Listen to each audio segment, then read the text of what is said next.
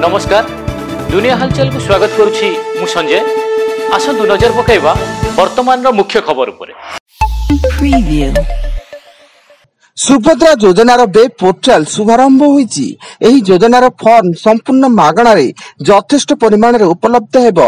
पूर्ण होइतिबा फॉर्म आवेदनकारी को केवल आधार कार्ड रो नकल दाखल करबा को हेबो एवं मो सेवा केंद्र, जन सेवा केंद्र और जिलापाल निर्देशानुसार निरूपण करा जायतिबा निर्दिष्ट स्थान और कार्यालय रे फॉर्म संग्रह आरंभ हेबो।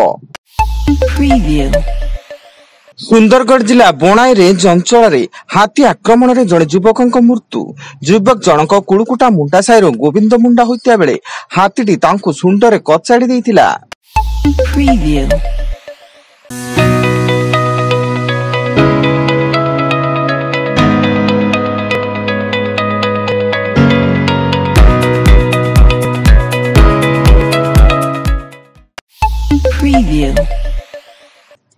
गोलंतरा थाना अंतर्गत बायली गाँ निकट में चाष जमी ट्राक्टर ओलटी पड़ू ट्राक्टर तले चापी ट्राक्टर चालक मृत्यु।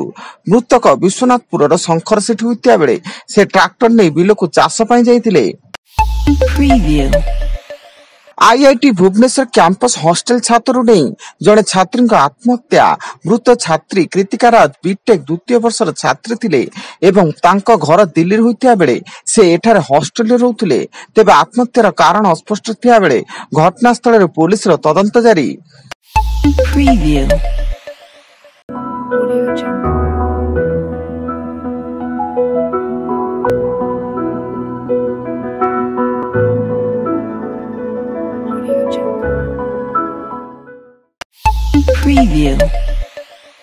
राज्य में बार्ड फ्लू को नहीं भयभीत न होगा परामर्श देइचंती स्वास्थ्य विभाग। स्वास्थ्य निर्देशक डाक्टर विजय महापात्र कहते बार्ड फ्लू पर आवश्यक पदक्षेप नि जाउची। कुकुड़ा रो मनीष देह को व्यापीबा बा लक्षण देखा विभाग नजर आसी नहीं।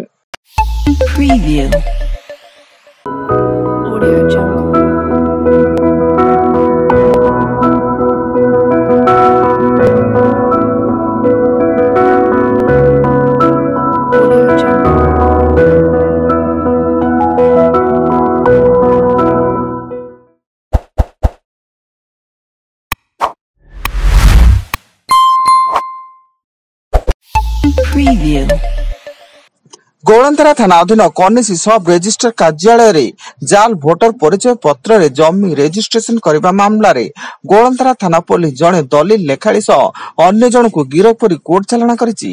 सेमाने चांदपुर अंचल रे लेखाड़ी महेश्वर पात्र और आंबपुर गाँव रो प्री प्रभाकर राव बोली पुलिस सूत्र सूचना।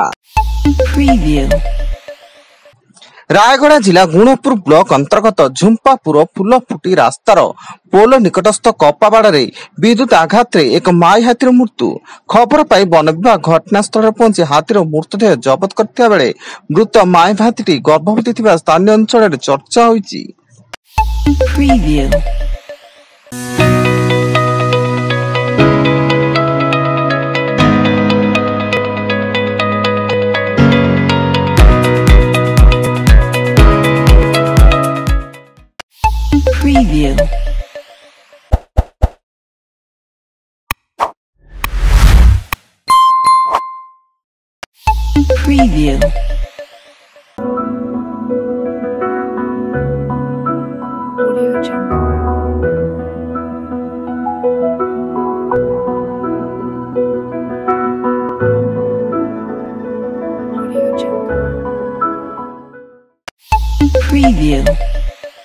कटक महंगा थाना सम्मुख रे जड़े महिला आत्महत्या उद्यम करी मेडिकल रे मृत्युवरण करथिबा घटना रे कटक महंगा थाना अधिकारी विजय कुमार मल्लिक को कटक नियाली थाना को बदली करा जायछि।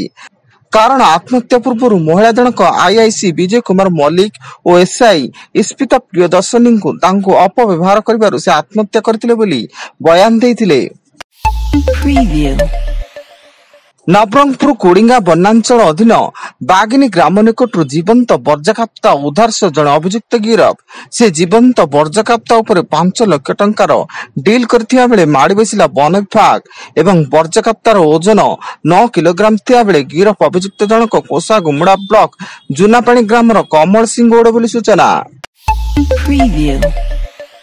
एवं गणपर्व नुआखाई हेब सीएम किसान योजनार शुभारंभ। राज्यर चाषी को सीएम किसान योजनार प्रथम किस्ती जारी करेंगे मुख्यमंत्री। यही योजन अक्षय तृतीय और नुआखाई वर्ष को 2टी किस्ती चाषी पाइबे 2000 लेखाएं मोट 4000 टंका एवं भूमिहीन चाषी को 3टी किस्ती 12500 टंका जोगे देवे राज्य सरकार। वर्तमान अधिक न्यूज अपडेट्स विजिट करंतु आम वेबसाइट www.duniyahalchal.in। धन्यवाद।